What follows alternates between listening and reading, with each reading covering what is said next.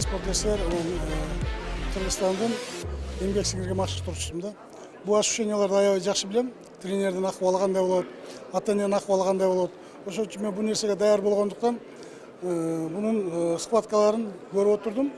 Кандай кемчиликтер болот, кандай катачылыктар болот, кайгана бала иштеш керек деген анализ катары карап отурдук мындайчы. Как агай катары. Залдын жакшы жактары бар, бул тартипте. Кечикпеш керек, агайды сыйлаш керек, улууну урматташ керек, кичине ызатташ керек.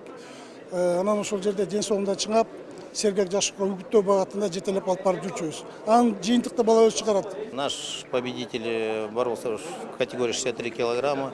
В категории участвовало 27 стран.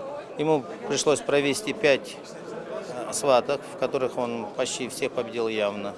Поэтому Ирбол показал себя, на что он все мог, он выдал все, чтобы привести в страну золото.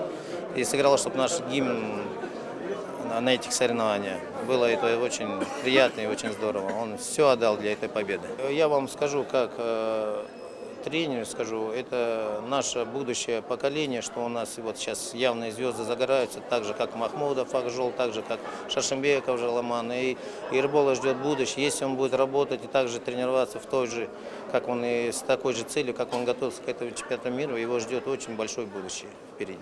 Чемпионат на высоком уровне oldu. Alhamdulillah. Allah'ın күшімен жеңіске жеттік. Жақсы болды. Екінші жолы қатысып жатам. Биринчисинде қола медаль болған. Бунусунда жақсы. Шүгүр Аллага чемпион болдук. Көптөгөн кыйынчылыктар болду. Көптөгөн кыйынчылыктар болот. Алардын баарын жеңиш керек. Упорный тренировка главное, самое главное. Жакшы барып келдик. Эң негизгиси аман эсен экенибизге айтып келдик.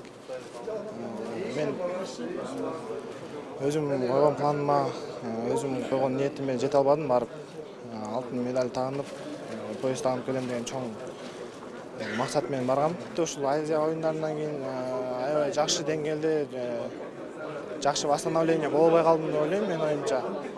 Бирок ошондо да жакшы мен күткөндөй почти мен ойлогондой эле выступать эттим калган спорттарда.